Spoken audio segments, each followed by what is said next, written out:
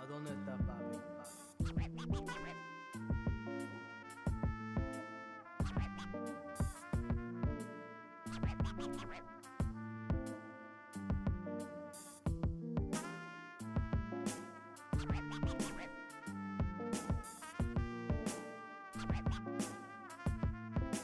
¿A dónde está papi?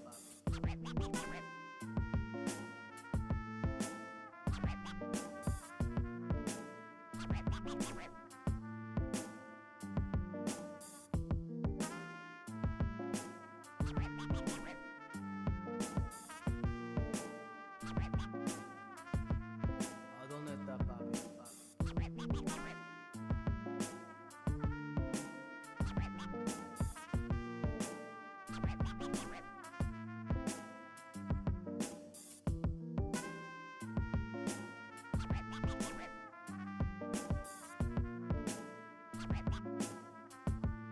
¿A dónde está papi?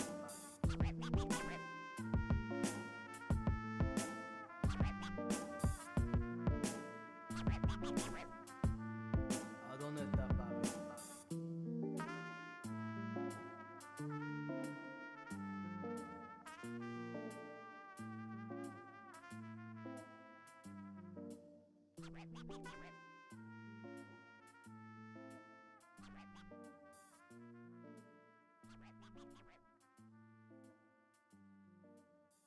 ¿A dónde está papi?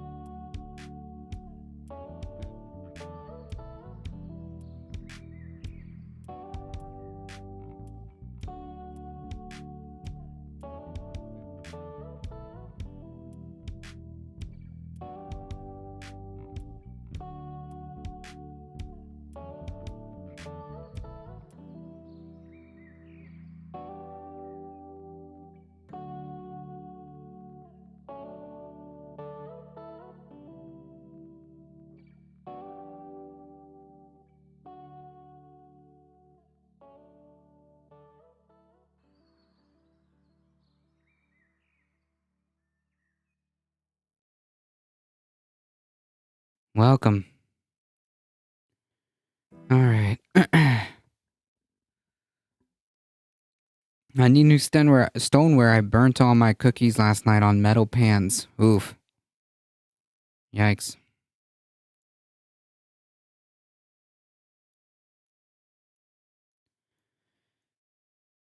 Make sure I got everything going here. Yeah, I think so. I used to make stoneware. That's pretty cool, actually. That's pretty cool. Another Biden impeachment hearing.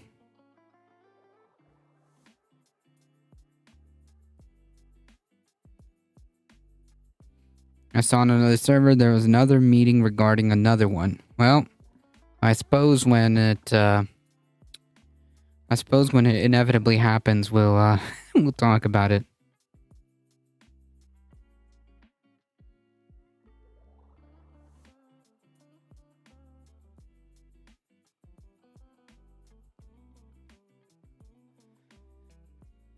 All right. Sorry about that, folks. Before we get started, the usual announcements. Thank you guys for all your support. You guys are what makes this channel grow. I appreciate it. If you guys want to support the channel, make sure you hit the follow button. It really does help us out. Join us on Discord. You can hang out with plenty of cool people. Not this Saturday, but the next Saturday is movie night. So, if you want to join, you can. If you want to support the channel and want to do so in other ways, and while wearing some cool merch, consider checking out the merch store at !merch. Yeah, I suppose it's the new normal, huh? A giant waste of time, if you ask me.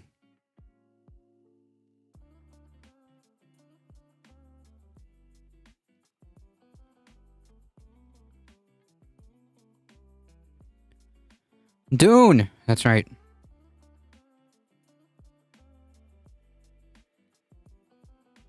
The movie that will be played this movie night will be Dune.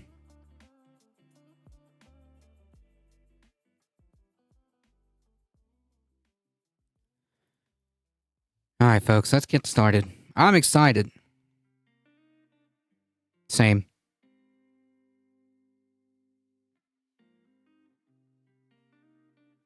I think we should probably start here.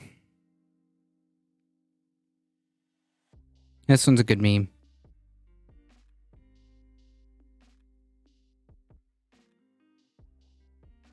Is it possible for anybody to sympathize with really either one of these guys? I mean, Don Lemon, he seemed fine at the end of it. Elon Musk, the world's maybe richest man. Is he the world's richest man now? Depending on share price. Pretty close. Was upset because he was asked, do you take responsibility for the failure or non-failure of your company? And that was a very upsetting question to him. We only have 5 minutes left. And you got to ask, is there anybody who would possibly somehow sympathize with that? With a billionaire? That would be hilarious. It'd be very, very simpy behavior, I would have to say. Well, here is Valuetainment's Patrick Bet David with comedian, is this Andrew Schultz? Comedian. And this is when they're discussing the Don Lemon, Elon Musk debate. One of the biggest sales ever. Oh. 30 beef sticks for just $30. Try for $1 each. No. Six. What are Must fans, if not Sims? True. Sometimes I feel like with the gotcha questions, there's like a little like sociopathy in it. Like I feel like you ask somebody to be in your interview and you have no. Yeah, apparently, taking a couple of difficult questions, makes you a sociopath. And makes you unempathetic. Which, like, first of all, like, what empathy would you be sharing with a billionaire? empathy for how they might feel bringing up something really difficult. Like it's different when it's a presidential candidate Wah. Wah. because they're auditioning for a job. But like just somebody that you're interested in, then you ask them, then you just start banging them with these fucking hard questions. It's like, that's still a human being. They got family, they got these things. So I don't know. I think a certain amount of elegance when you're getting to that topic is good. That's the key word, elegance. Yeah. That's the key word. And you like Do we it. know what topic they're talking about? Oh, like Twitter? I mean, or X? I mean, Don Lemon is sitting there. He's been hired by the chair of X. He is a journalist. He's supposedly going to do some journalism show. It's awkward enough that you're interviewing your boss. Like, why is he interviewing his boss? Why is he interviewing his boss? It's because his boss is the richest man on the planet, or close to it, who has derailed God knows how many public policy initiatives, from public transit to building of railway lines to whatever it is, and will continue to derail more. He has literally Yeah, like imagine thinking that, like, Elon Musk is like the victim here. An extremely influential and bigoted individual. Yep. It's meant to be propaganda. That's why he got fired. Yep. What is wrong with them? They're temporarily embarrassed billionaires, okay? That's that's what's wrong with them. They're temporarily embarrassed billionaires. changed what he perceives to be the town square of the country, if not the world, and has decided on his own personal whim. And he's not supposed to get a question like, what if this company fails? Are you not taking responsibility for it? Like, I mean, have more what? empathy, have more elegance is learned. Don Lemon. What are the questions that you're supposed to ask him? Yeah. What's your favorite color? Yeah. What's your second favorite color? That's what's great about this is these guys don't know where they're supposed to be at. They're like acting like, oh, we're doing media criticism, but actually they're back on their grind. Well, it This is how do betrays- you use this to grease your pockets. It betrays exactly what their ideology is, which is that they want to be the rich guys that get to be completely above reproach. And Exactly. Temporarily embarrassed billionaires. Nice meme. they're a little bit taken aback by the fact that one of the richest people in the world would be asked tough questions because, yes, this accumulation of wealth like this has impacts on the rest of the world. Elon was just meeting with freaking Donald Trump the other week, and he could bankroll Trump's whole legal defense, change our democracy forever. That could happen. Elon Musk, it's not required that he's out there opining about all the different crap he does. And B, that's not a hard question. Yeah. It's not a hard question. Yeah, also, like, I didn't think about that. Like, technically, yeah, with Elon Musk's newfound political awakening with the far right, I use that in quotations, newfound political awakening now that he has acquired a massive town square. He and by extent, like just by default, he's incredibly wealthy. He could technically bankroll Trump's legal defense. Yeah, I didn't think about that. Will he? I don't know. Yeah. I doubt it. I mean, it's a question. It's not a hard question. This is like the most basic, like, this is like TMZ version question. Yeah. You said that it wouldn't be your fault if this company fails. Is that right? I mean, that's a question of like, I'm an investor. I want to know. I mean, if I'm buying stock in some other company that he runs, I want to know. That is not a hard gotcha question. That is an easy, should be a softball question. Well, that's because But you're let's go back. inelegant. There's PB. I'm very inelegant. Okay. And Yeah, that's true. He probably won't, but he could. Yeah, he could. He's already doing. He's already doing damage. He's already doing enough damage, I suppose. you're going through the process. what are the basic rules or even the unspoken, like, you know, when 50 said, I'm 17 years old, the guys that are working for me, I only have enough money to pay them, but if I don't pay them, I lose my influence. So I paid them and I was broke, but I made sure they didn't know about it. That kind of street wisdom you can't, you know, you have to have. But also in the interview, in this game Wait, of I'm building sorry. the relationship. So we're comparing 50 Cent's retelling of his time as a drug dealer in New York City in when he was 17 years old Irrelevant. Yeah, to irrelevant. a billionaire purchasing and With credit. dismantling the primary communication platform for journalists that Right. Also, like, what?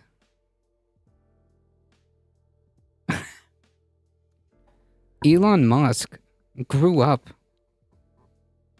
from an incredibly wealthy emerald mine owner. Okay? Like, apples to oranges, first of all. Stuffed Pink Owl, welcome back. I think Trump probably goes bankrupt and disappears. Well, you know, that's best case scenario. Being broke never stopped him before. True.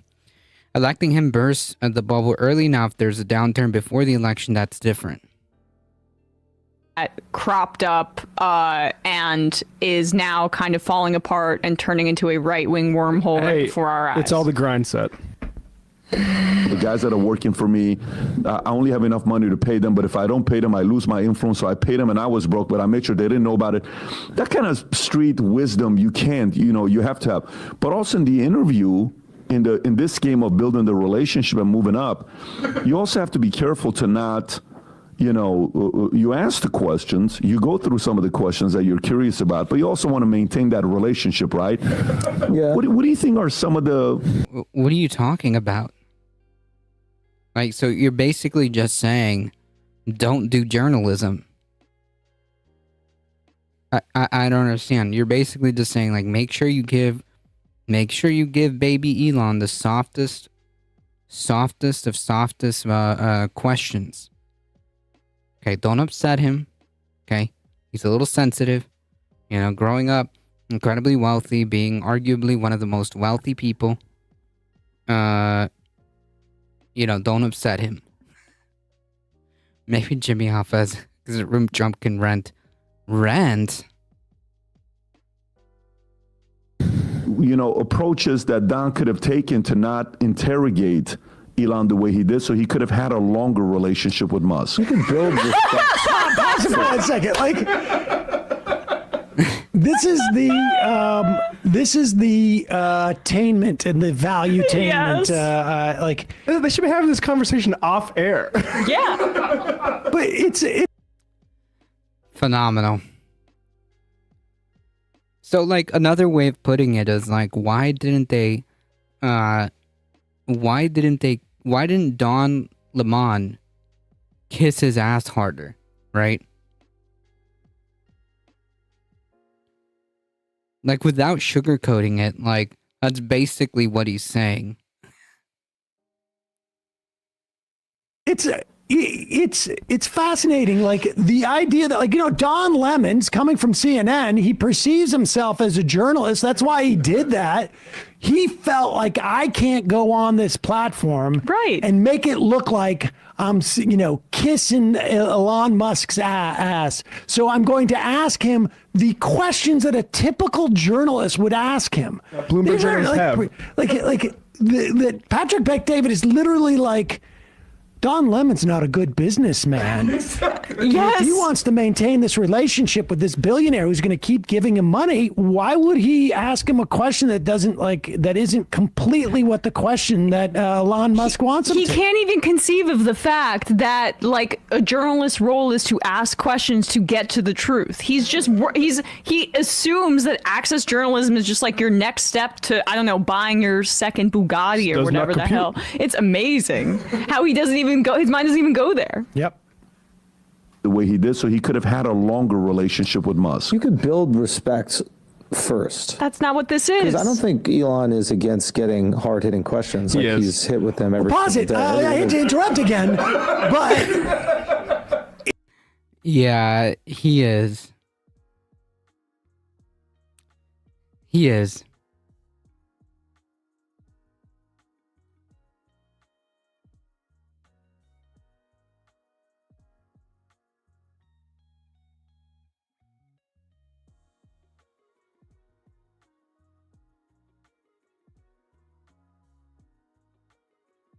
It's not like Don Lemon's not an unknown commodity. There was a contract where they were going to give Don Lemon millions of dollars.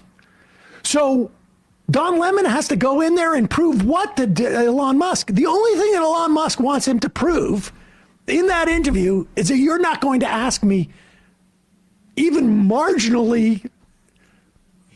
I mean, it's like, it's not a tough question. So this is just absurd. Phenomenal. Yeah, he is. Ladies and gentlemen, the future of journalism. Right. I love that he sees hard hitting as a matter of tone and aesthetics, not truth value. Right. Exactly.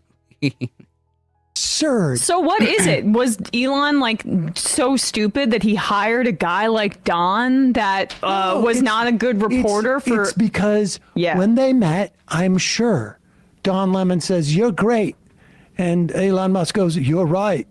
Let's do a big contract." I mean, that's exactly how it goes. And then, like, it doesn't even occur to him, like, oh, he's a journalist. He's going to interview me. There's no building of repertoire on an interview that's going to go on the platform. It's not like this isn't like, he's not setting up like, hey, we're going to build your Hinge profile. Yes. And I want you to just say the best stuff about yourself.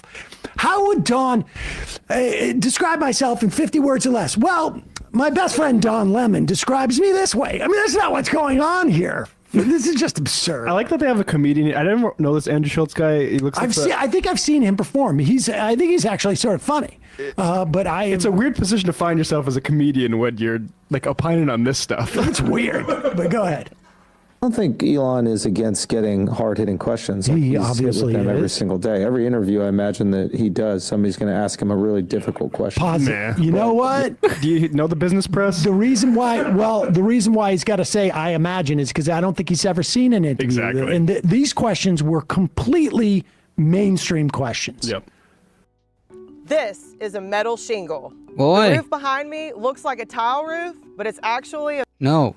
That Elon Musk has studiously avoided probably being asked ever since he was on that stage with Aaron Sorkin. Mm-hmm. Or Andrew Ross Sorkin. Andrew Ross Sorkin. I know. I always want to say Aaron Sorkin I know. too. You got me saying that. Yeah, sorry. For a while, I knew that guy's name. I'm becoming worse than you, maybe? Every interview, I imagine that he does, somebody's going to ask him a really difficult question.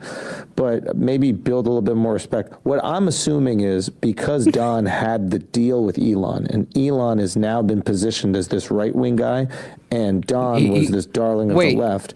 Wait, stop. Elon hasn't been positioned as this right-wing guy. He's done that to him. He's made those decisions. Okay? He's the one that's positioning himself. No one put him on the right. He's done that himself. He's very explicit about his views. And Don Lemon is not a darling of the left. I don't know where he got that idea. I imagine that his ego probably made him think that in order to prove to his constituents that he isn't now sold out, that he's going to come out really hard on his now employer to prove to all his followers, hey, I'm still authentic, I'm still rocking for my beliefs, etc. Wait. Wouldn't you want somebody to stick to their guns even though they're facing a potential like conflict of interest that would otherwise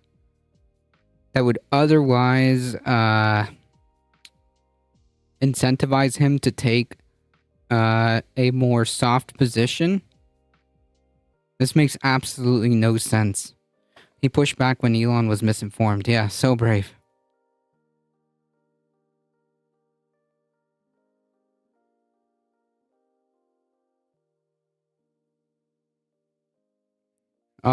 Friendly fire, sorry.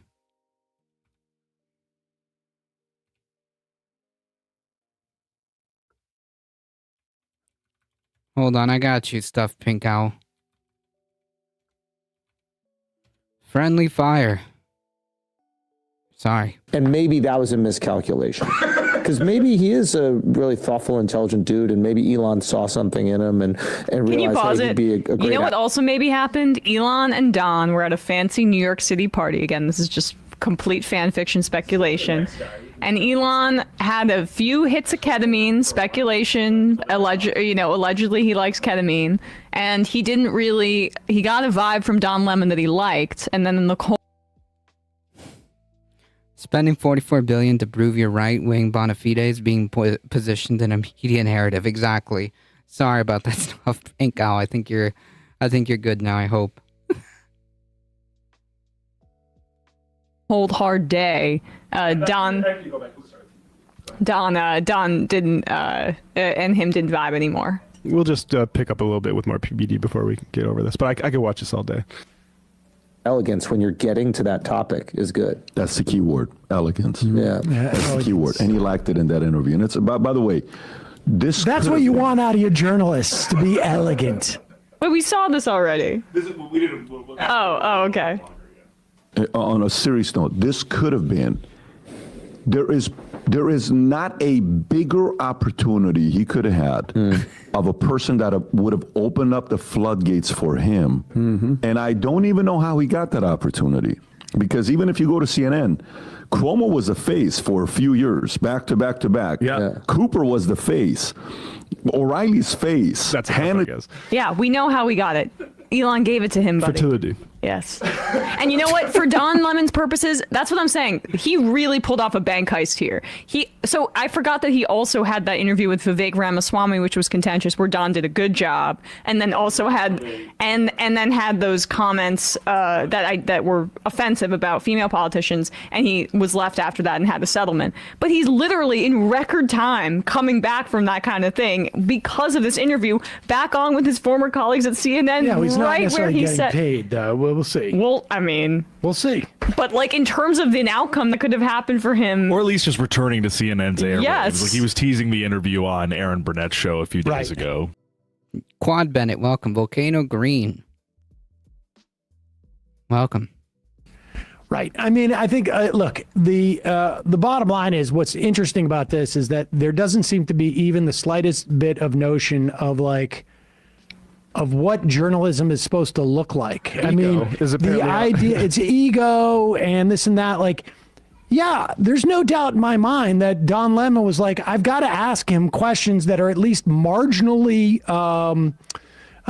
not sycophantic because he's my boss. Yep. And if I'm supposed to establish that I'm a journalist, like I've got to do this.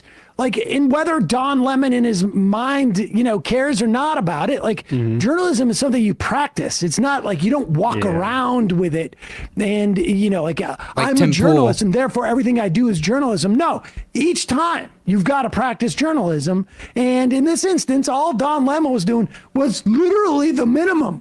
Yeah. As to like what you would ask to establish that you have some independence. And Elon Musk is so. This is really more about Elon Musk. Of course. Fragile. He is so deluded. He is living in such a bubble. Yeah. That he doesn't even realize that Don Lemon needs to do this.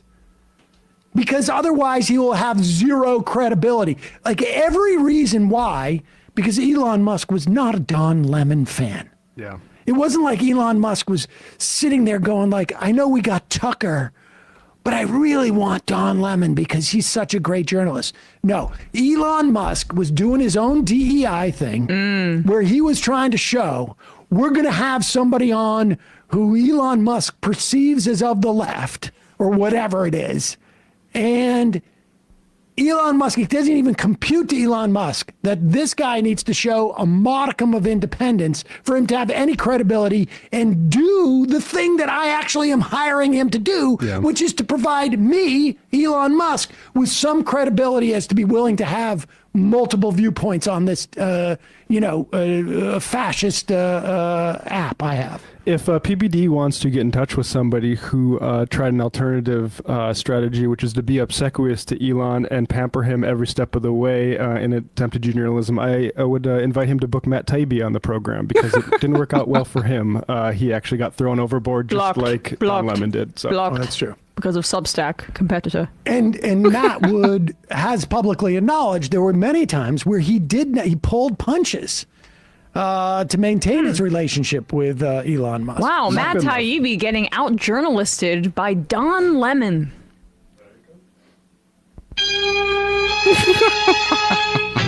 Sad times. Yes, it is. Somewhere that guy Tim Heidecker is probably having a field day. He loves Don Lemon. Yeah, one of his favorite journalists. He's one of the Lemonheads. He was one of the original Lemonheads. Lemonheads. That's too funny.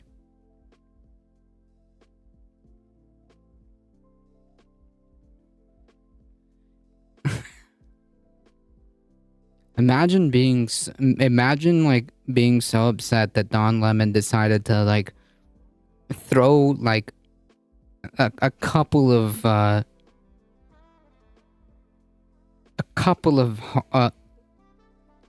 curveballs to Elon Musk.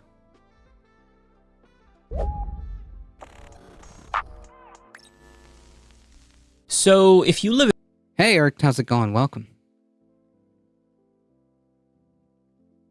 in Texas and you're in the mood for a little bit of adult content right now, if you know what I mean, this is what happens when you try to go to one of the largest adult websites in the country. You're hit with this message that reads, "Dear user, as you may know, your elected officials in Texas are requiring us to verify your age before allowing you to access our website. Not only does this impinge on the rights of adults to access protected speech, it fails strict scrutiny by employing the least effective and yet also most restrictive means of accomplishing Texas's stated purpose of allegedly protecting minors. While safety and compliance are at the forefront of our mission, providing identification every time you want to visit an adult platform is not an effective solution for protecting users online, and in fact, will put minors and your privacy at risk." And guess what? They're absolutely correct. But Texas is not the first state to do this. In fact, they're the 7th state to implement age verification requirements for adult websites.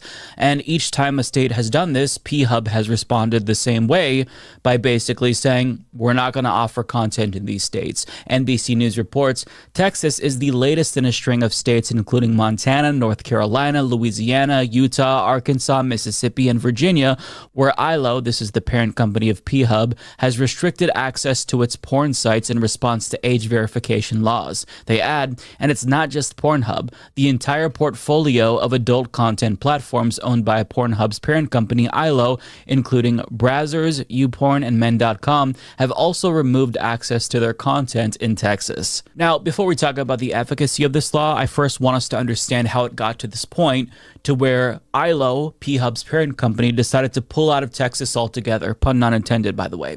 So last year, Texas's age verification law took effect, and it was immediately challenged, expectedly so. And while it was being challenged, sites like P-Hub weren't requiring driver's licenses because there was that injunction in place until November of last year, which is when the Fifth Circuit Court of Appeals decided to vacate the injunction. So ILO, at that point, still wasn't complying with this law, and as a result, Texas's Attorney General, Ken Paxton, decided to sue them, and he's now claiming that they owe Texas $10,000 for every single day they were in violation, and it's been 160 days, so that means that they're on the hook for $1.6 million, and Pornhub's response has been to just duck out entirely. So that's how we got to this point. But when it comes to the efficacy of these types of laws, I think that porn is one of those things that falls under the category of this is the responsibility of the parents, right? Parents who don't want their kids to consume that kind of content, they've got to police that content, police what their kids are doing, pay better attention, implement parental controls. Yeah, which you should, like, as a parent, like, I would imagine that, like, I would hope that you would have this education and conversation, right? but to force companies to like have age verification by like uploading your ID is incredibly dangerous. Nothing on the internet is safe. Okay? It doesn't matter how secure you think it is. Doesn't matter how encrypted you think it is. Nothing on the internet is safe. If they're forcing you to constantly put, your information like that, and one of these websites suffer, which happens, a massive breach. I mean, like, it's bad enough. It's bad enough that, like, huge institutions like credit, bureaus get their stuff hacked all the time. Like, why are you forcing people to put their self-dox effectively, put their information there, constantly, all the time? That's right, freedom. North Carolina passed a similar law and the hub pulled out in January. Oof. LinkedIn wants my ID and I said, nope. That's right. Like, why does that need to be a thing? In this case, it's the state, requiring it. So yeah, I think the P-Hub did the right thing in that case. But rather than leaving it up to parents to police the activity of their own kids, states like Texas have taken it upon themselves to assume the role of nanny in an all-out effort to stop minors from accessing porn. But the problem is that this isn't going to stop minors from accessing porn. Rather, it could push them towards more dangerous websites, more sketchy websites that don't actually follow the law and ask for age verification at all. Chipotle chicken avocado melt? Fave. That's true. All your favorites? Always at Panera. Which we'll get to in a moment. But it doesn't just fail to protect kids, it also punishes adults and unnecessarily puts their identities at risk, as Barry Collins... Right, exactly. It unnecessarily puts your identity at risk. No effing way I'm uploading my ID. Correct.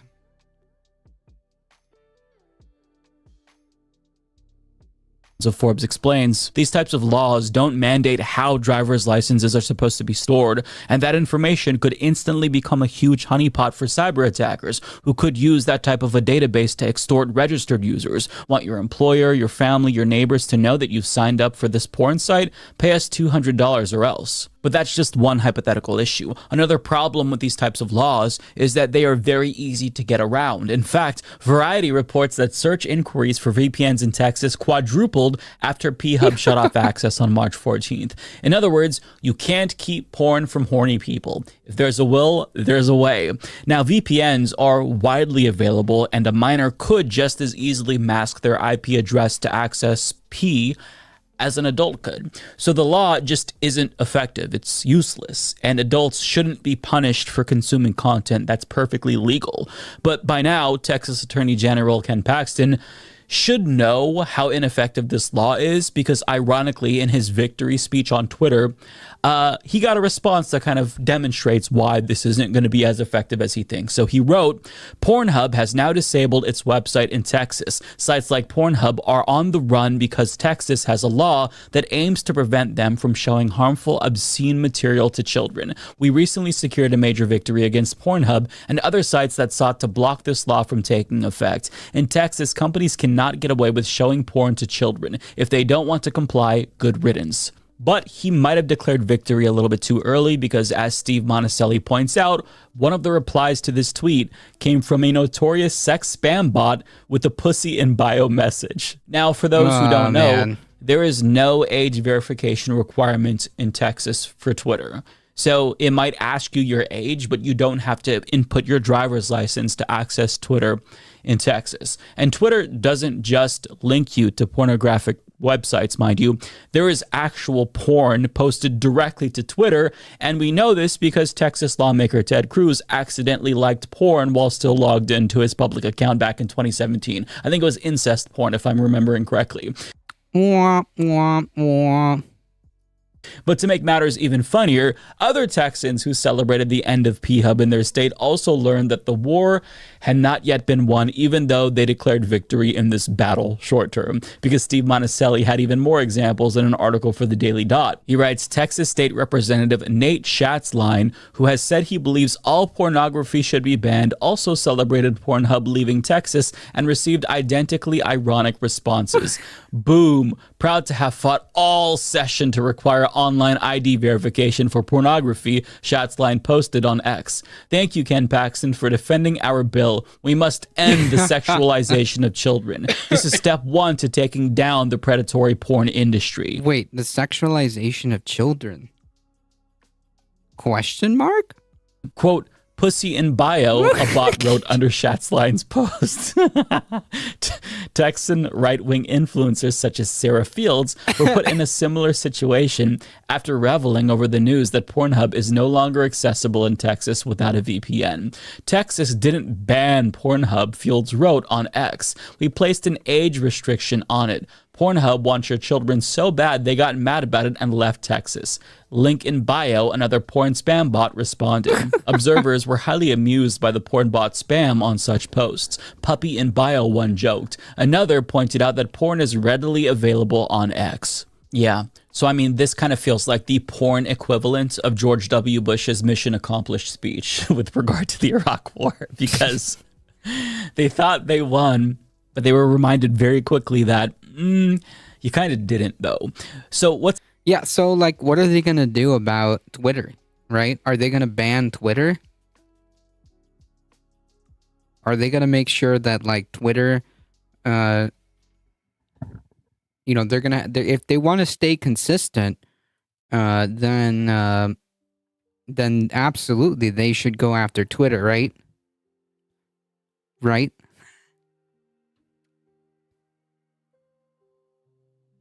Like, arguably, it would just be easier to stay, like, Twitter would make it easier. When have they ever been consistent? True. What's the lesson here?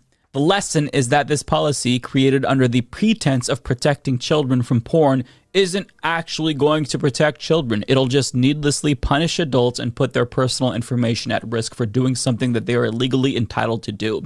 But I think that's the point, right? I don't think that this is about kids at all. I think they just want to ban porn for everyone. And I say this because they're admitting it. They're saying this is one step closer to our goal of completely banning porn. And it's because this gets them closer to the Christian theocracy that they've been yearning for decades. So yep. Surprise, surprise. It's always been about control.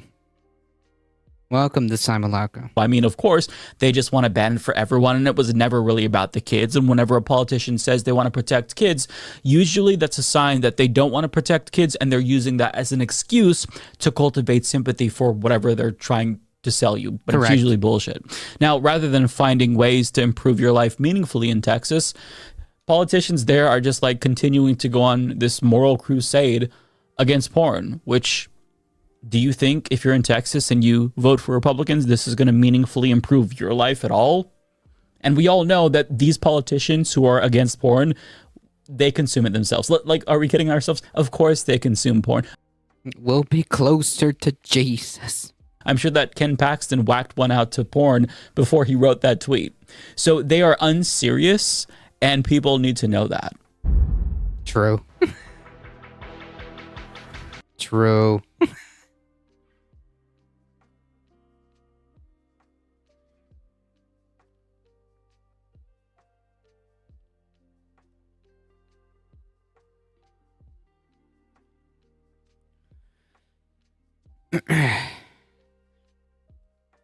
like porn and adult adult content is so ubiquitous on Twitter that like it's almost dangerous to scroll down comments, okay, from like the most random like posts. I can't just like scroll down Twitter comments, okay? That is playing with fire. I can't do that on stream unless I like pre-check to make sure. And they're not gonna go after Twitter.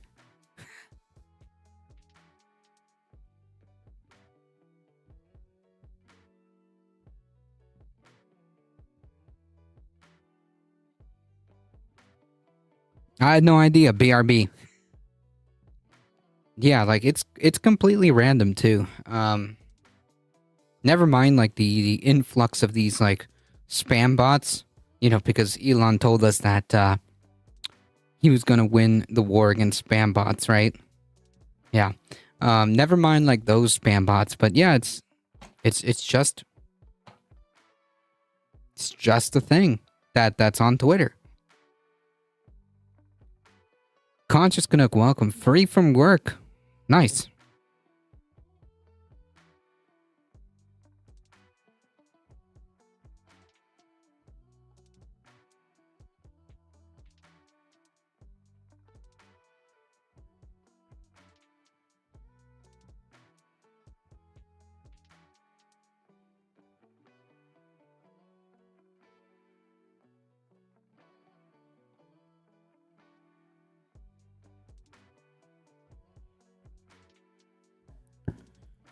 Welcome, welcome. According to a new Politico Morning Consult poll that was released this week, a huge majority of Americans believe that Donald Trump should not be given immunity from prosecution. The poll found that 70% of Americans do not think Trump should have immunity. Now, let me say that in a different way, because the converse, or not necessarily the converse, but rewording it helps you understand what this means. 70% of Americans think that Donald Trump should stand trial for the felonies that he has been accused of. Now, important to note there, that does not mean that 70% of Americans think that Donald Trump should be convicted. It just means that 70% of Americans believe that Donald Trump should be prosecuted and that justice should play itself out at those trials. Right. I don't I don't doubt that this is I don't doubt that this is the case, to be honest. So that 70% I don't think those numbers are pretty close though. of the public's a big number. And that 70% number also includes a plurality, 48% of Republicans, and 3/4, 75% of independents. Now, obviously, more than 90% of Democrats believe that Donald Trump should not be given immunity, but it's the plurality of Republicans, 48%, and of course the overwhelming number of independents, 75%, that should worry Donald Trump. After all, poll after poll, including another poll out this week, shows us that there is a healthy number of Republicans, enough to swing the election to Biden, who say that if Trump gets a single conviction on a single count in any of the cases, I'm not voting for him. I will not vote for a convicted felon. They say that, but I'm gonna be honest. I think that a lot of the Trump cult won't really care, and that's enough. You know what I'm saying? Now the follow-up question is like, how many of those people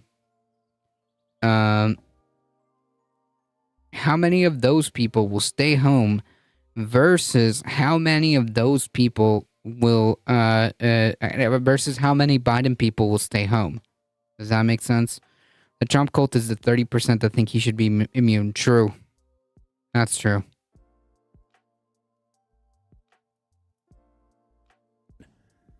These Republicans tell us. So that alone is enough to swing the election. But let's assume, and this is not too big of a step to make, that every one of those Republican voters is lying. Okay? Again, that's kind of what I usually assume. Yeah. That's kind of my line of thinking, but, you know. But 75% of independents want to see the justice system handle Donald Trump. If he's innocent, he's innocent. He gets acquitted, and they're fine with that. If he's guilty, and they're fine with that too. Yeah, here's another like question, like how would they handle this choice? Here's an interesting question, I should say. How would they handle this choice if none of these trials get resolved by the election? If not a single one of these trials, particularly the important ones about the election interference and the January 6th stuff, particularly those trials, how would they face that conundrum?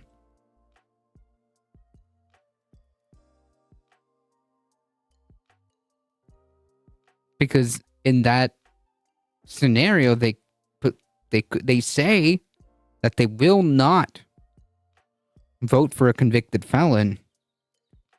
But if those trials are in the middle of being resolved, or they don't get resolved, how do they square that circle of potentially voting for a potentially convicted felon? They don't know.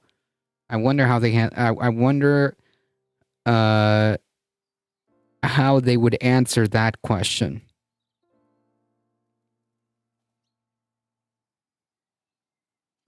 But they want the process to play itself out in court where it belongs, instead of having the Supreme Court step in and give him immunity and put an end to the whole thing. 75% of independents. Those 75% of independents, do you think for a second that if Donald Trump gets convicted in any of these cases, that any one of those 75% of independents are going to cast a vote for him after that? Absolutely not. Like, that is not believable. That's fine. The issue is whether, like, I don't know if he needs, a ton of these independent votes. The question is, like, how many people that would normally be independent, but, may potentially vote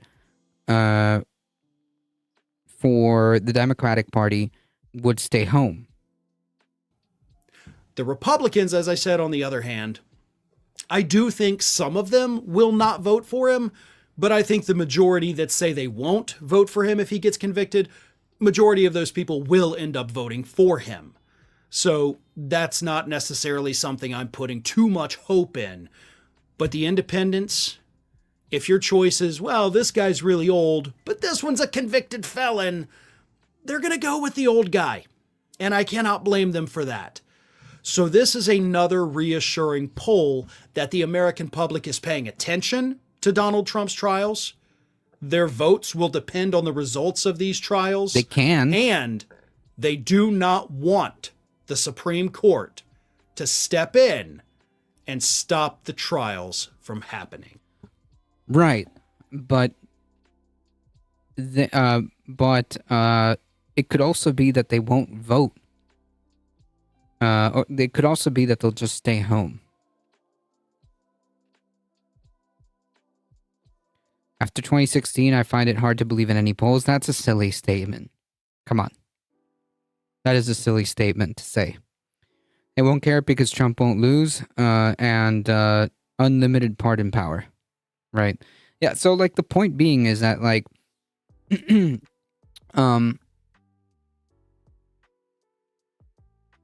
how, because you don't know if these people, are going to vote for Biden, right?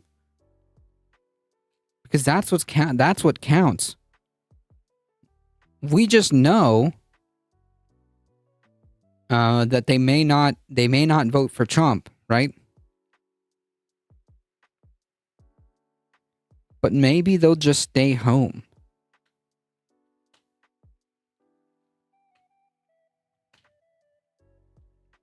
I don't have faith in polls because polling companies forgot how to poll. I don't know. I think I disagree with that. I think, obviously you don't hang your hat on like one or two polls. The point of polling isn't to take like one poll and say, see, this is what's happening. The the whole point of polling is to kind of follow the trend, and see how people feel at the time. It's snapshots in time that build the trend, and you kind of just use that as a bellwether. Does that make sense? You don't hang your hat on a single poll because it may be the case that these things are just within the margin of error. Like they'll say like +3. The polls had Clinton winning by a few points nationally, which she did. Yeah, she did. That's right. Well within those margin of errors, and the trend in 2016 was incredibly close. She won the popular vote by like 2.5%, right? Which is exactly like the plus, like within like the +3% that she was up. Because if I remember correctly, like most of the polls had her up by like +3. I think like at around that time, around that area, which is well within like well within that margin. The trend is it's Jover. They also tweak questions to skew the results how they want. I rarely see a properly structured poll with proper questions to get accurate answers anymore. I mean, like there's not much to ask whether you would vote for Biden or Trump, right? Like sometimes you could make that argument in more complex issues.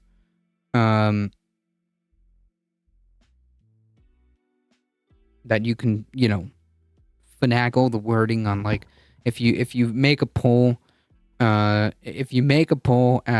to like, how do you feel about private insurance companies disappearing versus like how do you feel about I don't know, a single payer system, like that fine, I see that.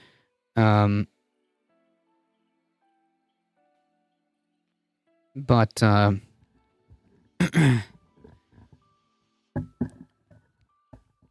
think most of the way they asked like general election questions is like, if the election was held today, who would you vote for?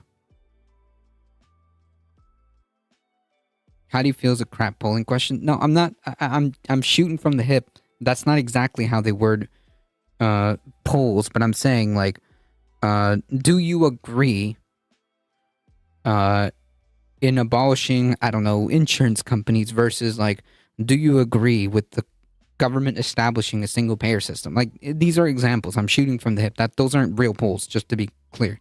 I'm saying that, yeah, I understand that in some cases they may do things like that. But yeah, I don't know. I don't think that like, I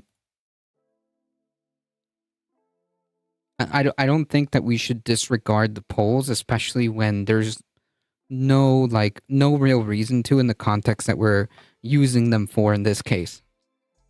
Right? Like there's literally no reason to disregard the polls that we've seen in terms of like the general election, right?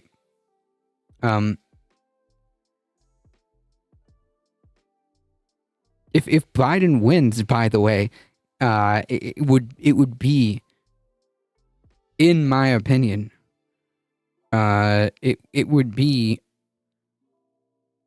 within the margin of these polls. Like I don't understand. Like for our purposes and the way we extrapolate this and use and use these polls for the general election, I think they fit and I think it's fine.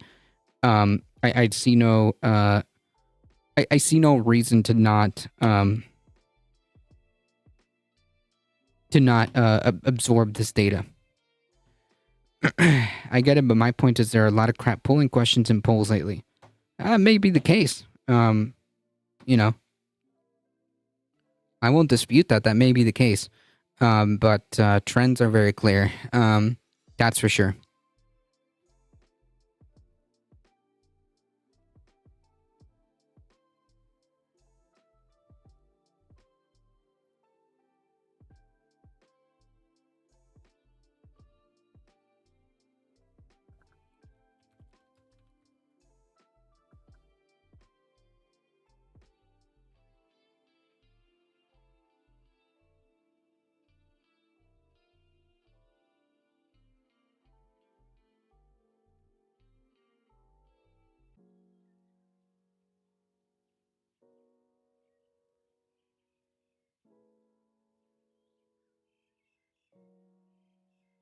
Let's talk about this for a second.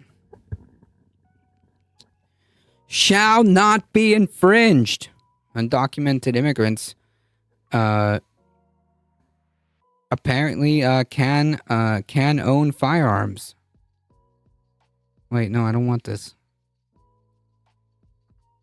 How do I? Okay, there we go. Undocumented immigrants have rights to own guns, apparently. Oh man, we're getting some gun control, folks. Finally.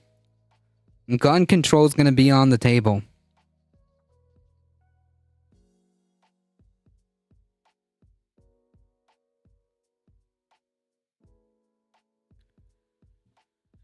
A judge this month dropped gun charges against an illegal immigrant in Illinois, sparking further debate about the rights associated with the Second Amendment. Shall not be infringed.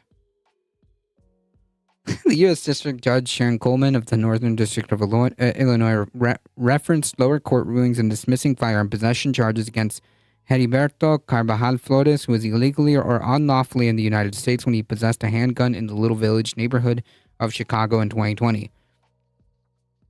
The court finds that Carvajal Flores' criminal record containing no improper use of a weapon, as well as the non-violent circumstance of his arrest, did not support the finding that he possesses a risk to public safety, such that he cannot be trusted to use a weapon responsibly and should be deprived of his Second Amendment right to bear arms in self-defense. Carvajal was charged under Title 18 of the Criminal Code, which legally disallows undocumented individuals to possess firearms and ammunition or receive any firearm or ammunition which has been shipped or transported interstate or foreign commerce.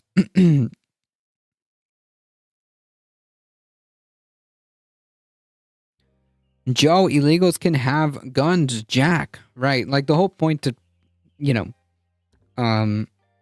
highlight this story is that like conservatives are now super big mad that this happened. And remember how I say that like conservatives literally don't believe in anything, and at the drop of a hat they'll turn on anything that they pretend to believe, including the most holy and sacred things like the Second Amendment. Yeah, conservatives on Twitter have absolutely flipped out on this. Saying things like, so millions can come in and be armed. Sounds like an invasion to me. Yeah, all of a sudden, at the drop of a hat, Second Amendment out the window.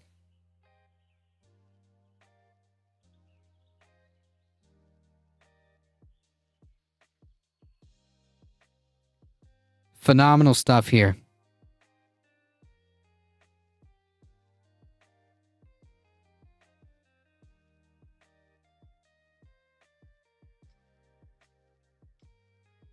This is a stupid country. Indeed, based on current polling, Biden needs to outperform polls by 2.3%, which does fall within the margin of error.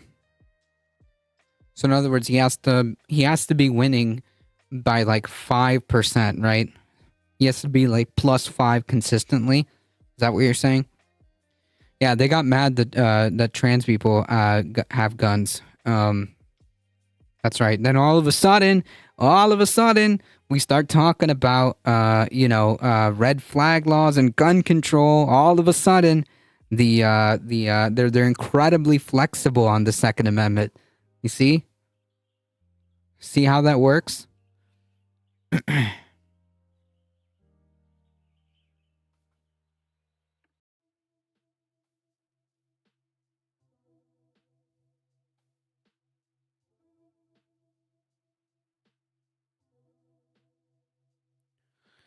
A useful Democratic polling question would be, if President Biden calls for a ceasefire in Gaza before the election, would you vote for him in the election? Actually, I agree. I think that would be an interesting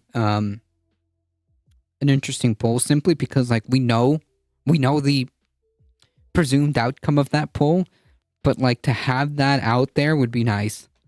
To have that out there would be nice because like I've got a feeling that if they did ask something like that in a poll, I mean, who knows? There might be, but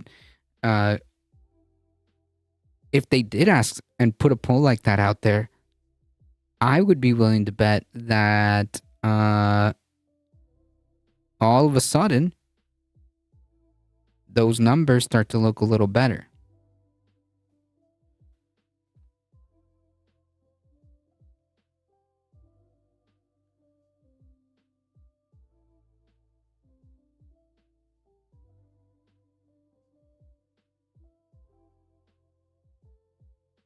Seems like illegals now have as much as rights as us, but not as much responsibilities. They failed to actually look into the story. Of course, it's just bigotry.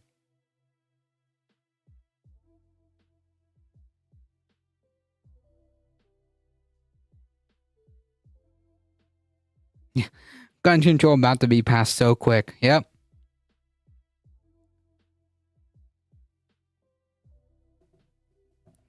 With the Republicans shooting themselves in the foot, I'm surprised they're not asking for gun control.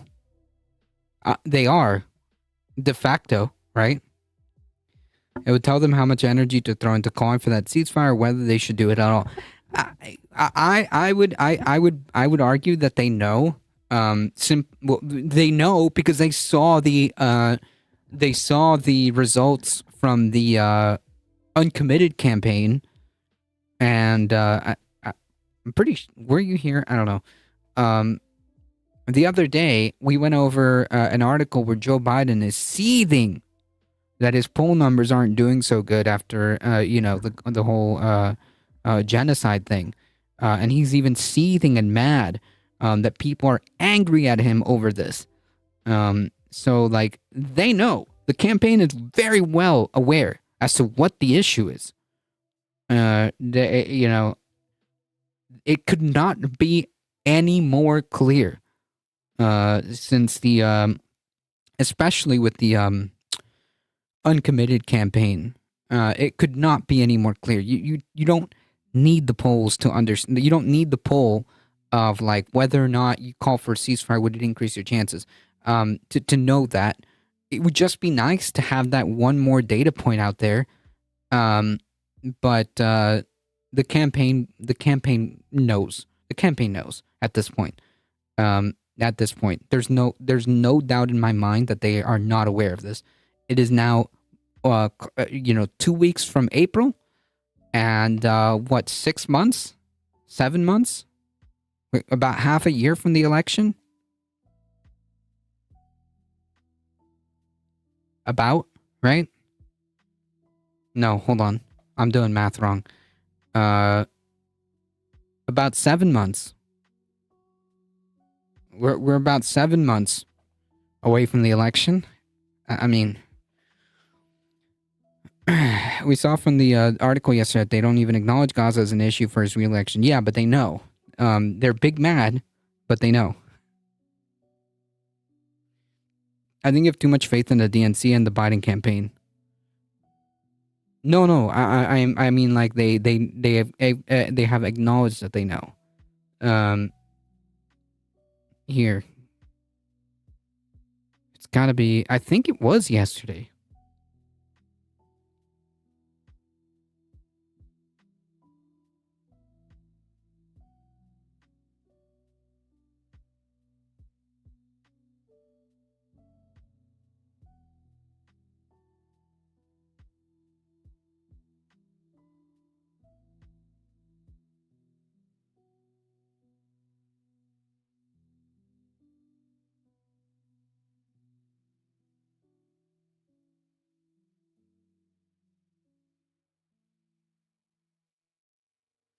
Yeah, here it is. President Biden was seething in a private meeting at the White House in January. This is 2 months ago. Allies of the president had just told him that his poll numbers in Michigan and Georgia, swing states that are incredibly important to him, or should be in the event that they actually want to win the election. These two states are incredibly important. Had dropped over his handling in the war, in the genocide. They're aware. They're aware. Both are battleground states that he narrowly won 4 years ago, and he can't afford any backsliding if he is to defeat Trump. He began to shout and swear, and a lawmaker familiar with the meeting said, "Yeah, so they're aware. This is not me contemplating this."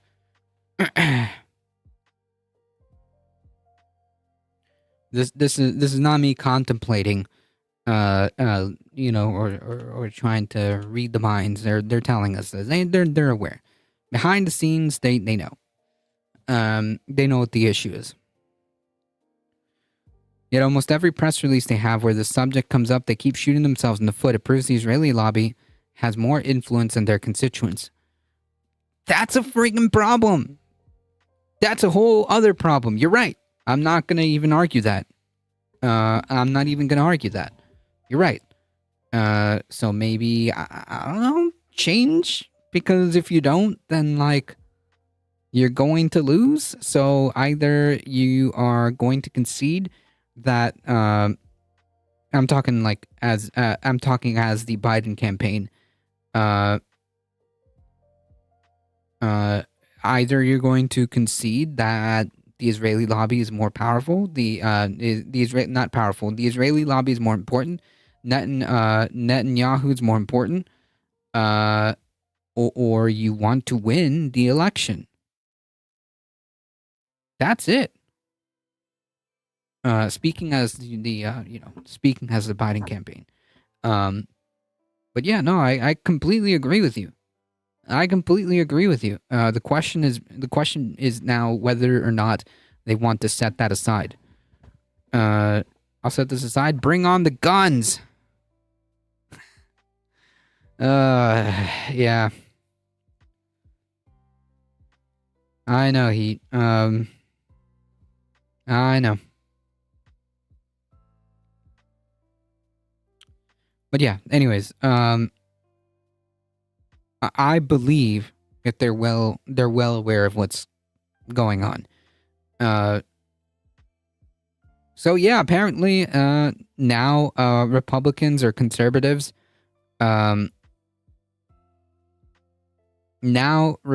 conservatives are all of a sudden pretty up in arms about this, huh? Pun not intended, but I guess it works. And as Portland just said, any day now they're going to start asking for some gun control, right?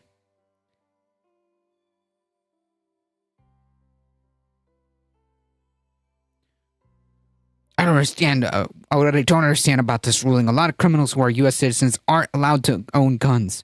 Isn't he a criminal just by virtue of the fact that he is present in the country illegally? No. You don't get to lose rights. You don't get to lose rights. Necessarily. Right, it's a misdemeanor, and it doesn't affect your ability to possess a firearm.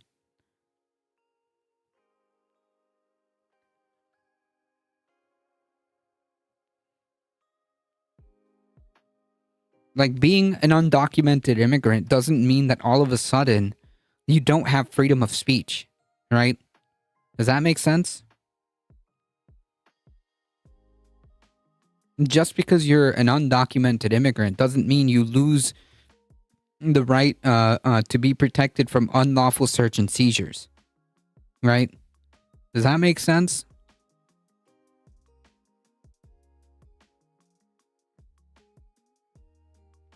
And it's hilarious coming from the crowd. It's hilarious coming from the crowd who claim that rights are God-given.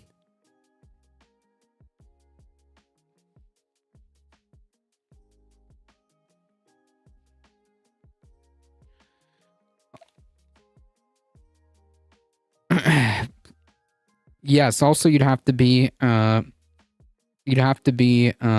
convicted. Pride parade with mandatory open carry AR-15, rainbow AR-15s. There you go. or they think they'll lose more votes by getting a ceasefire and to be seen as not supporting Israel. If that's not it, then no, not do a ceasefire, not even do a ceasefire. Yeah, I don't know. Welcome, Wolf Glenn. Firefly, welcome. It's a God-given for the right people. That's how it works for them. Exactly. All of a sudden, brown person has possession of a firearm. Oh man, now, the spirit of Reagan decides to possess these people, and all of a sudden they drop that idea of the precious Second Amendment.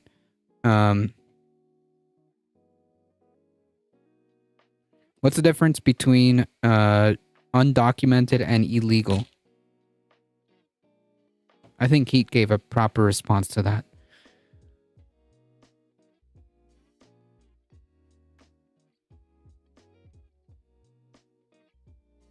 It's always rules for thee and not for me. Exactly. Like even I was just saying before you got here, that their most holiest, of things that they supposedly care about, like the precious Second Amendment, all of that goes out the window. They don't believe in anything, unless it's power. Even the most precious things that they claim to believe in, like the Second Amendment, all of that is completely disposable. They don't care.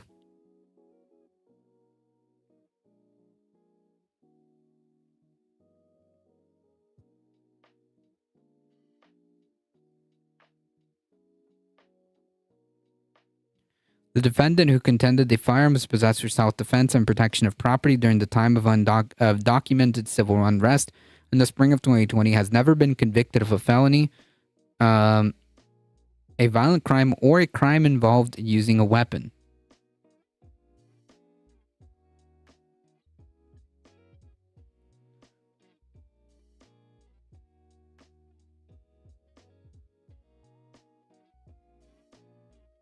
That's right, they regulated AR-15 style weapons when the Black Panthers wanted them. Exactly.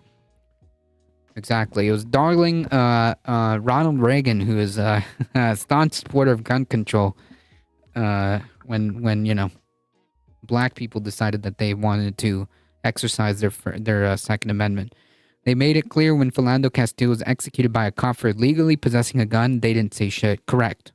The difference is whether you agree with owning and trading humans. Merchandise can be illegal. People can be undocumented.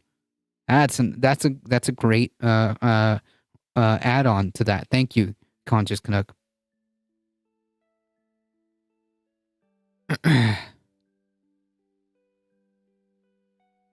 A judge this month dropped the gun charges against the illegal migrant in Illinois, sparking further debate about the rights associated with the Second Amendment. A U.S. District Court Judge Sharon Coleman of the North District of Illinois referenced the lower court ruling in dismissing the firearm possession charges against Heriberto Carvajal Flores, who was illegally or unlawfully in the U.S. when he possessed a handgun in a little village of neighborhood Chicago. There you go.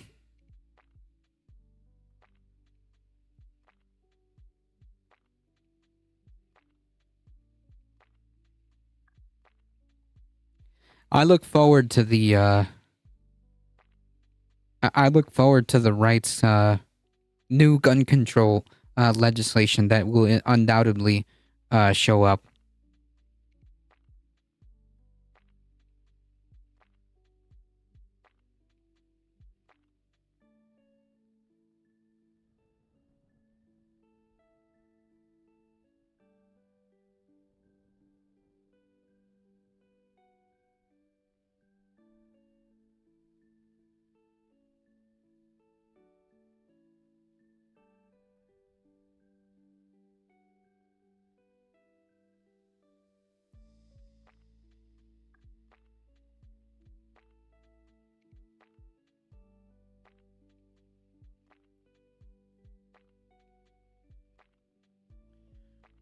Trespassing is something else. Trespassing is different.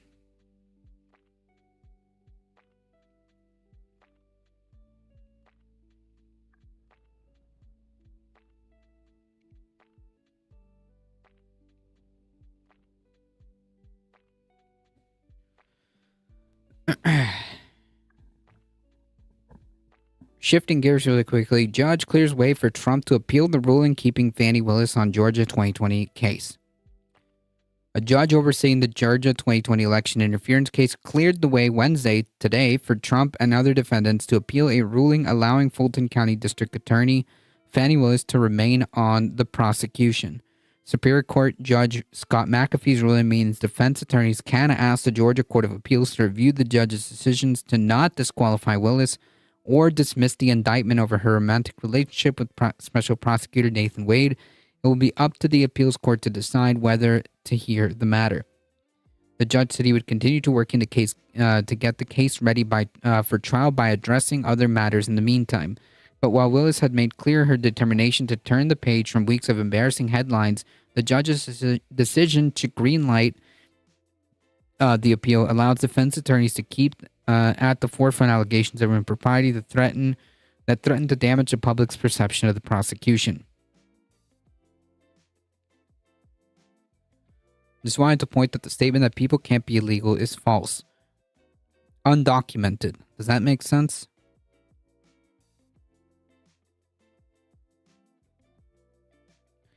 McAfee last week said Willis can remain on the most sprawling of 4 criminal cases against the former president as long as Wade resigns, which Wade did on Friday. Willis's romantic relationship with Wade has roiled the case for weeks, overshadowing the allegations of charging Trump and 18 others with trying to illegally overturn his narrow loss to Democratic candidate Joe Biden in the 2020 Georgia election. 2020 in Georgia, despite a bid to remain in power. Among the acts listed in the indictment was a January 2nd, very, very perfect phone call in which Trump urged fellow Republican Secretary of State Brad Raffensperger to find 11,780 votes needed to beat Biden. While the judge did not find Willis's relationship with Wade created conflict of interest that should have forced her off the case, he said an appearance of impropriety infected the prosecution team. The judge rebuked Willis for her tremendous lapse in judgment and questioned the truthfulness of Wade's and her testimony about the timing of their relationship. It seems to be one of those terms that people use for framing the conversation depending on what side they are on politically. Yeah, again, undocumented. If you can't handle that concept, maybe you are in the wrong stream. You're being purposely obtuse. Kinetic pause, welcome. People can't be illegal. That would be nonsensical. Attorneys for Trump and other defendants said in court papers on Monday that Wade's resignation was not enough to correct the appearance of impropriety the judge found. Defense lawyers say a failure to remove Willis could imperil any conviction and force a retrial if an appeals court later finds it warranted. Then why not cross that bridge when you get there then, right?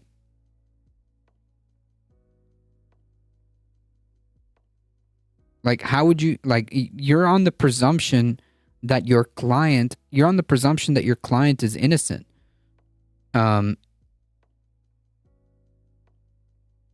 The trial hasn't even started.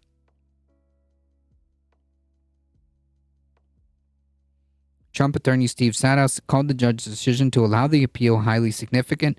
The defense is optimistic that appellate review will lead to the case being dismissed and the DA being disqualified. Nah. Listen. I'm gonna tell you right now. In my opinion, I don't think that the whole case is going to be thrown out. Okay. I don't think that the whole case is going to be thrown out. At the worst case scenario, they'll replace the DA.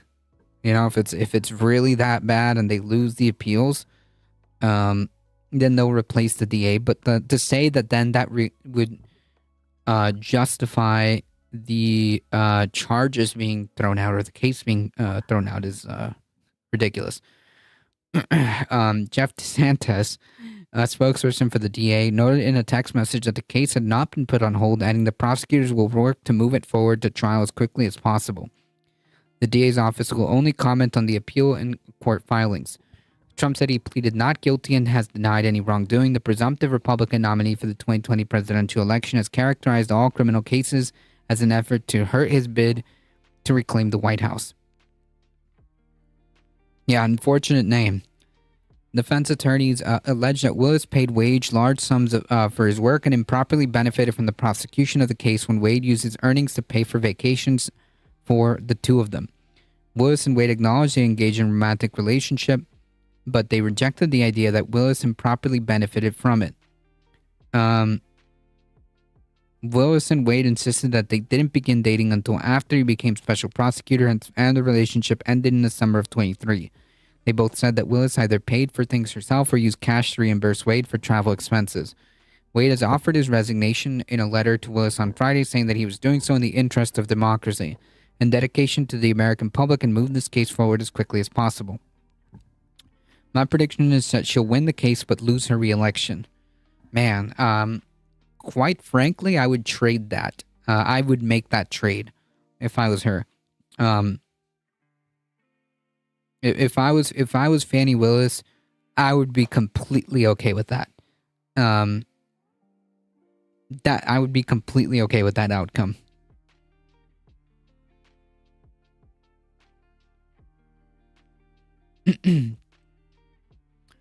In dedication to the American public and move this case forward as quickly as possible. Quote, I will always remember and will remind everyone that you are brave enough to step forward and take on the investigation and prosecution of the allegations that the defendant in this case engaged in a conspiracy to overturn the Georgia's 2020 presidential election.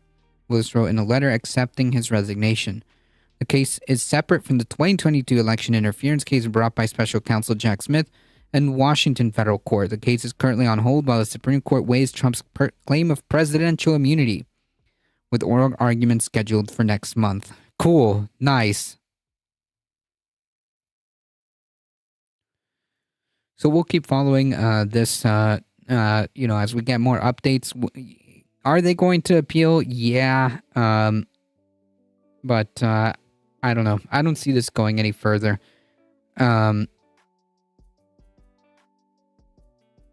And if somehow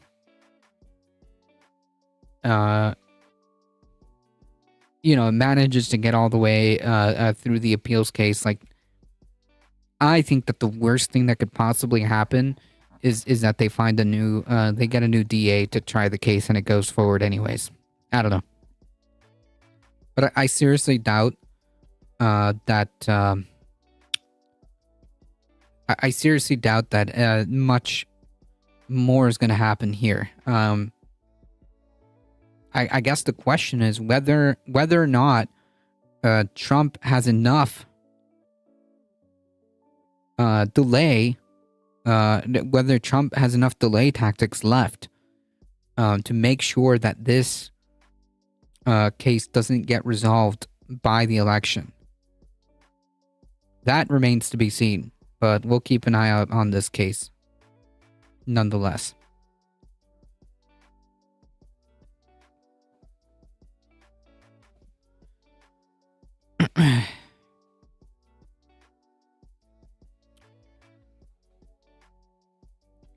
Shifting gears again, a Texas copycat law.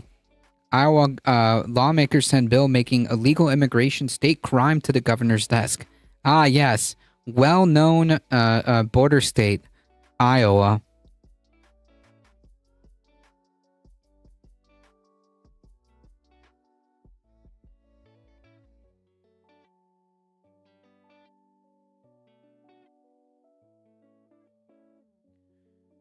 The very well-known border state, Iowa, has passed a bill making illegal immigration a state crime on Tuesday, reinforcing federal laws against the practice and echoing other conservative states in a crackdown on immigration.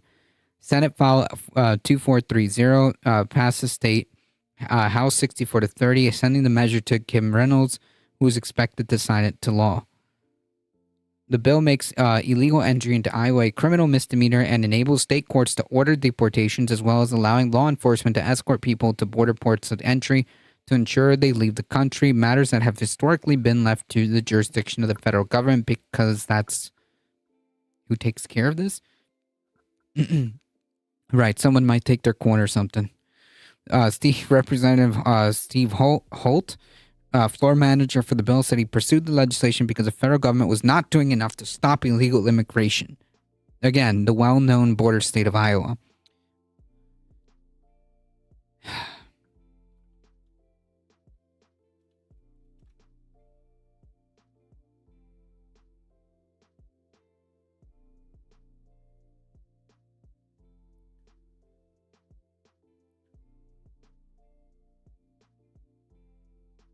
Steve Holt, Arrested Development line. Oh, well.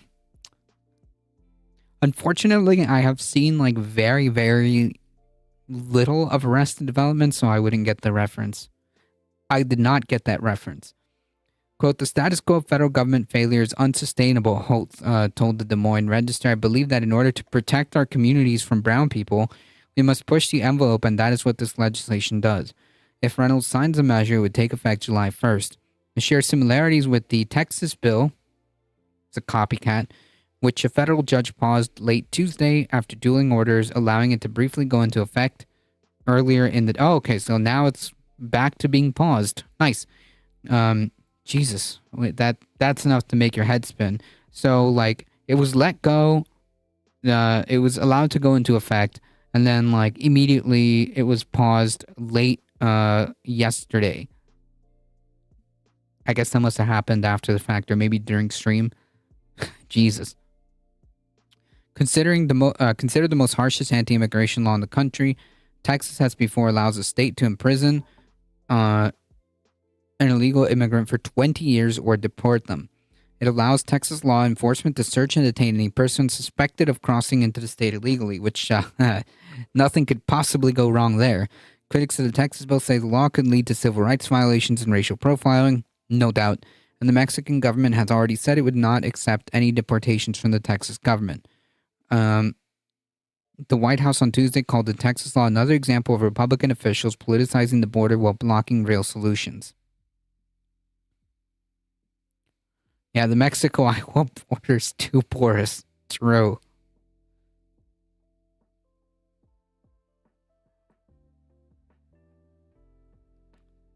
For context,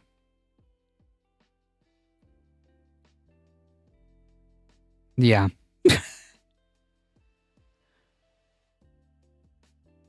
So a boondoggle to the prison industrial complex. Maybe.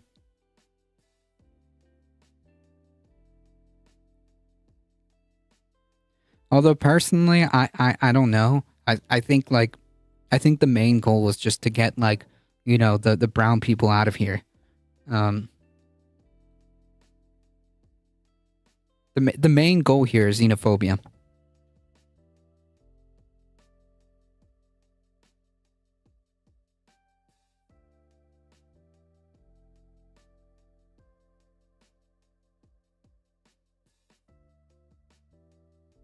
Canada needs a wall on its southern border. True. Now there's a wall I can support. Okay? I'm with you, okay?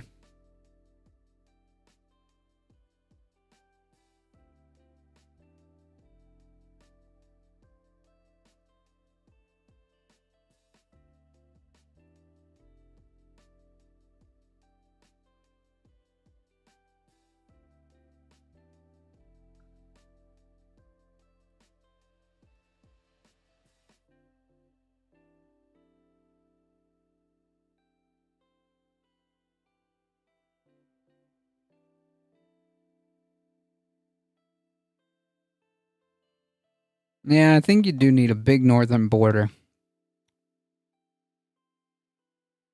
Makes sense. Gotta protect yourself from the Arctic. Need to keep that foreign maple syrup getting in the way of our flavored corn syrup. True. Exactly.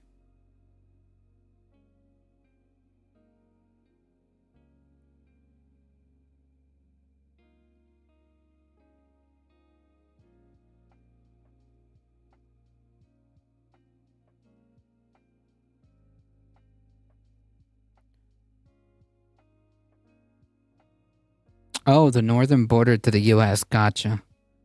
Gotcha. Gotcha. Now that Simon Locker's comment makes even more sense. Yeah, just do like the Simpsons, right? Where they like put the giant like the giant glass thing over everybody. Yeah, there you go. Personally, this is just my opinion, but maple syrup is freaking good. Maple syrup is A1.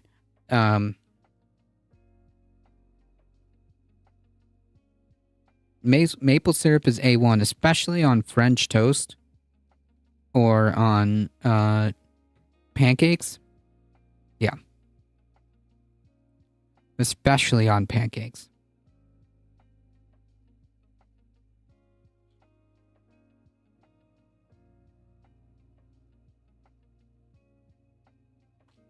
I had some from Vermont. It was extremely sweet.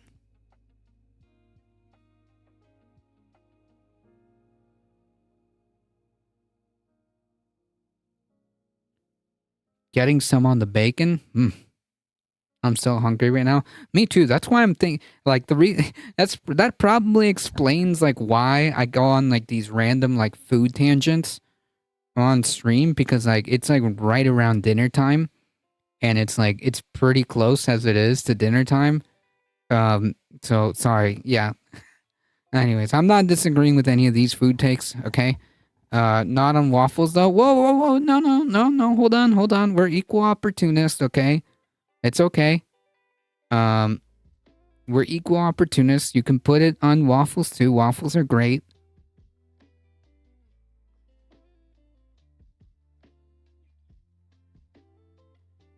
I'll eat the heck out of waffles, pancakes, French toast,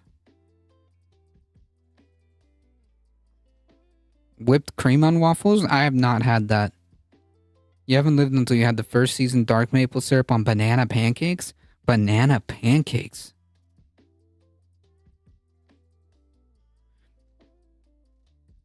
Banana pancakes. Benny used to do that all the time on stream. Give food takes.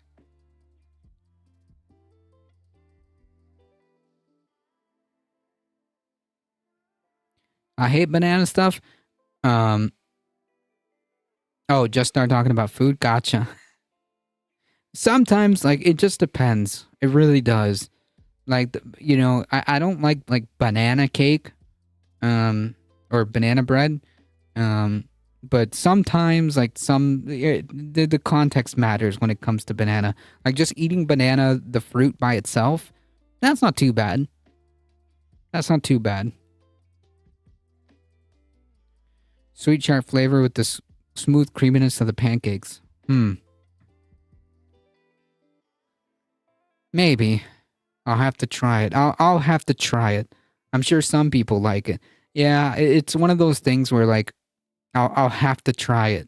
You know, I'll have to try it to make that judgment. But yeah, to me, banana stuff is in the context. Okay, I'll eat banana like the fruit. But yeah, I don't know.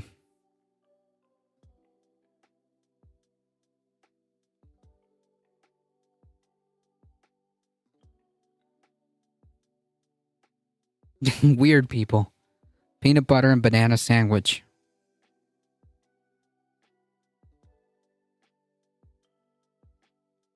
You see that I've never had that, but that might work. That might work.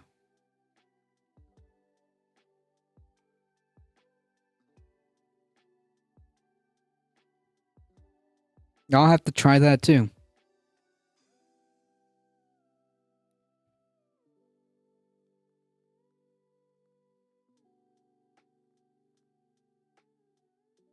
The sweetness comes out of bananas in contrast to the salty peanut butter. Yeah, I've always noticed that like when you have something like salty and you have something sweet with it, that's probably why the bacon also tastes good with it. Peanut butter, banana, and Nutella. Jeez. Only on rye or whole wheat? Nah, I'll take whole wheat before I eat rye. I love peanut butter, I love bananas, but can't put them together. I can't do it.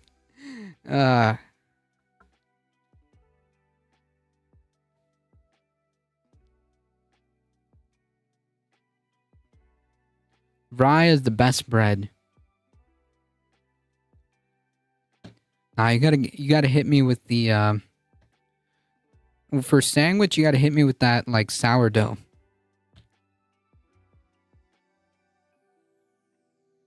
Or just whole wheat. That's fine.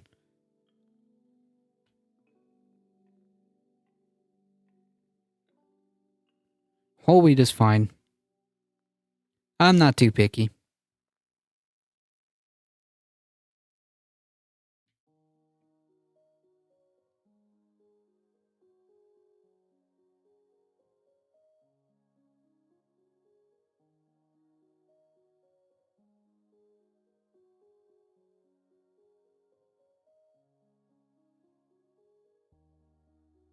Sourdough is good, but for an everyday sandwich bread, you can't be rye.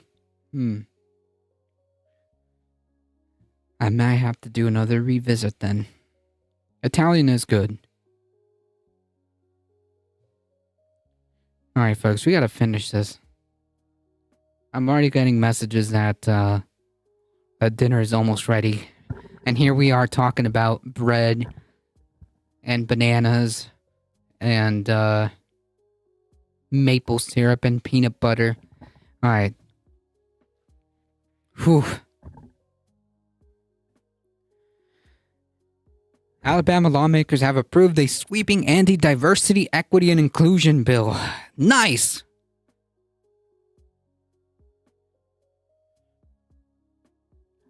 Let's do away with this DEI stuff.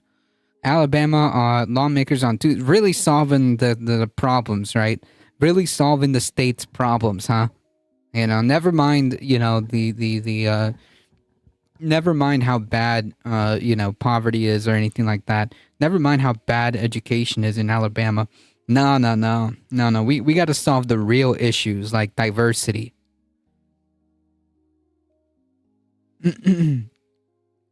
I baked my own with homemade pizza dough and was good ass bread. Nice. Nothing better than fresh, warm baked yeasty garlic roll drenched in olive oil and French.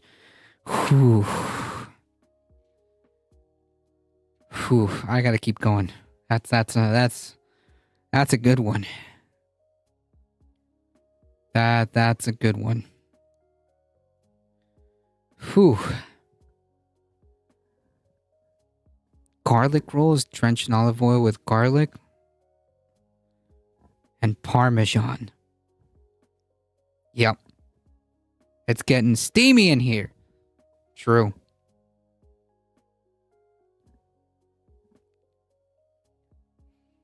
Alabama lawmakers on Tuesday today gave final approval to a bill that would outlaw paid assistance with absentee ballot applications and another that would restrict diversity, equity, and inclusion programs at universities and state agencies. Ah, there it is. That would outlaw paid assistance with absentee ballot applications. There it is. Republicans had named the bills as priorities for the legislative session. The Senate, in votes divided along party lines, agreed to changes made by the House of Representatives. The two bills go to Kay Ivey for her signature. A spokesperson for Ivey did not immediately respond to a text seeking comment. The absentee voting bill would make it a misdemeanor to distribute or pre-fill absentee ballot applications to a voter or return another voter's completed application. Cool. It would become a felony to give or receive a payment or gift or for distributing, ordering, requesting, collecting, completing, pre-filing, or obtaining or delivering a voter's absentee ballot application. Republicans said it is needed to combat voter fraud through ballot harvesting, a term for the collection of multiple absentee ballots. Democrats argue that there's no proof that ballot harvesting exists and call it an attempt to suppress voting by absentee ballot, which 100% it is.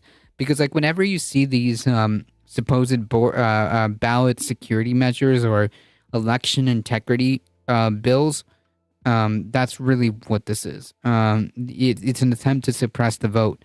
And the first question is, okay, you're saying that we need ballot integrity measures or whatever, election integrity measures. Okay, so where is the evidence that points that this is a problem that needs to be solved? Right, that's question number one, to which they have no answer to because it doesn't exist. Assuming that they could produce the evidence to show that there's actually a problem, would this measure actually alleviate said problem? Both of the answers to that is no, not really.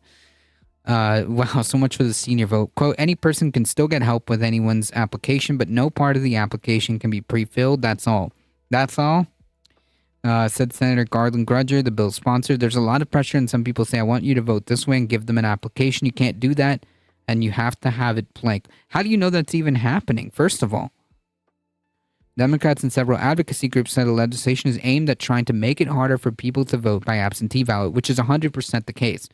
It's just another voter suppression.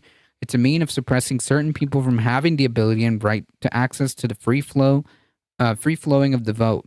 Jeremy Dees, the Alabama policy director for the Southern Poverty Law Center Action Fund, said in a statement that the cruel legislation aims to criminalize the charitable acts of Good Samaritans across state, whether from neighbors, church members, nursing home staffers, or prison chaplains.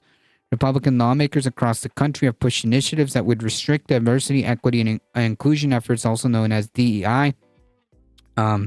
The Alabama legislation would prohibit universities, K-12 school systems, and state agencies from sponsoring DEI programs defined under the bill as classes, training, programs, and events where attendance is based on a person's race, sex, gender identity, ethnicity, national origin, or sexual orientation. Is that even like a thing? Are they going to install cameras in all our houses? Yeah, exactly. Ring cameras for every house. Alexa, stop filming me. The bill sparked lengthy debate in the House earlier this month. Yeah, truly. Really tackling the issue here. The issues here, guys. Republicans said they're trying to guard against programs that deepen divisions, but Black Democrats called it an effort to roll back affirmative action programs that welcome and encourage diversity. The bill says that schools, universities, and state agencies cannot require students, employees, and contractors to attend class and training sessions that advocates for or requires assent to what the bill lists as 8 divisive concepts.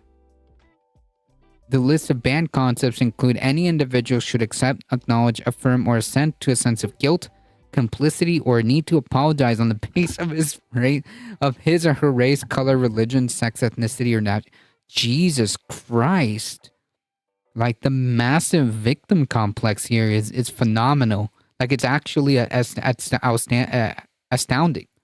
It's actually astounding.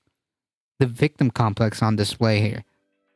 The bill would also attempt to prohibit trans people on college campuses from using multiple occupancy restrooms correspond with their current gender identity. Of course, you gotta add not just like the voter suppression, but also tie it into the DEI or woke or whatever political correct, like whatever. These are all just rehashed, boring rehashed nonsense that they can't seem to get away with.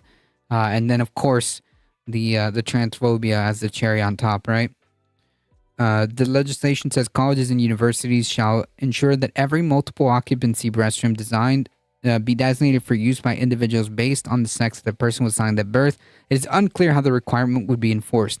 Yep, that's right. We're gonna have conservative guards at the bathroom doing genitalia checks. That's right. Yeah, the white men are so persecuted. Yeah, look at that. Like, come on. You know what this really means, right?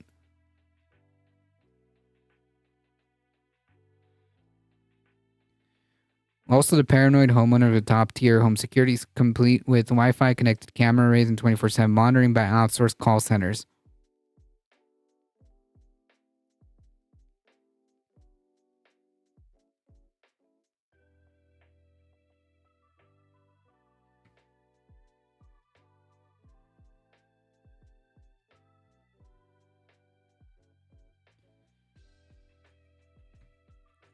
Really addressing the issues here, Republicans in Alabama, huh?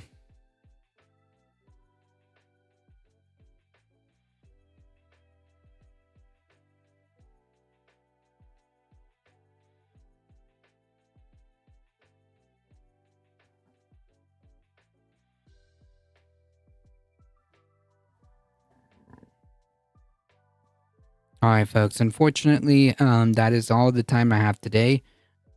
Really quickly, unfortunately, the Bring Chicago Home referendum failed.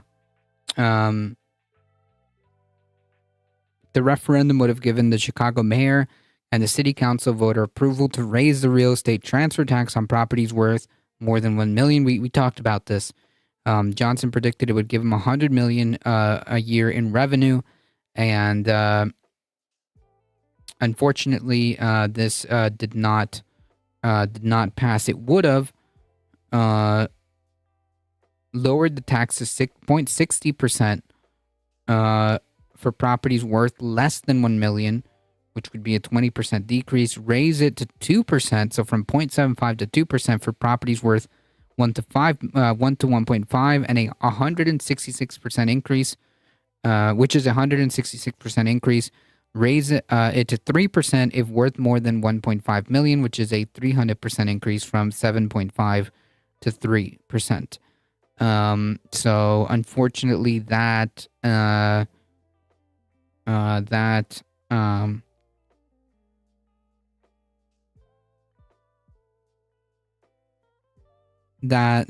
plan did not go through.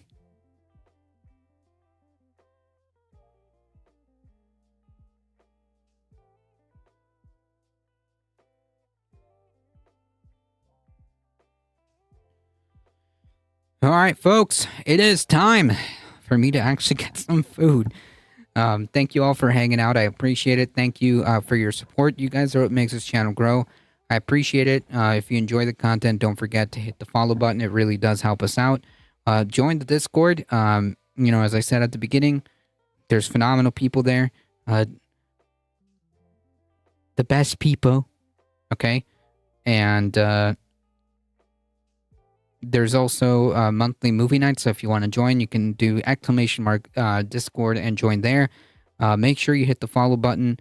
If you're on the YouTube, like the stream, share, comment, subscribe, do the awesome stuff. I appreciate it. Spread the word. We're here Monday through Thursday, 5 p.m. Eastern Time. Thank you, Heat. Thank you, Michael Hasser, for modding the chat. I appreciate it. Thank you all for hanging out. Thank you, Mouselander, Firefly, the Simulacra, Bipedal Meatbag, Conscious Canuck, Irked, thank you for hanging out and mixing it up with the chat. I appreciate it.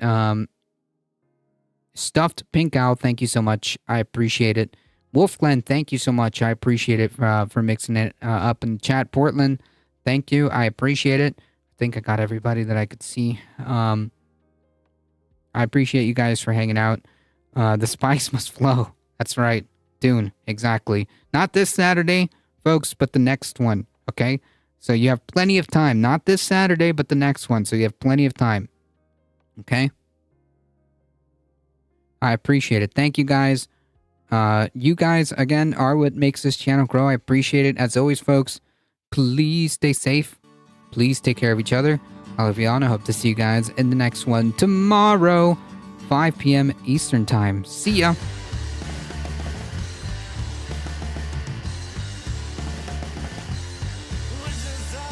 Nice, nice. Hang tight, folks.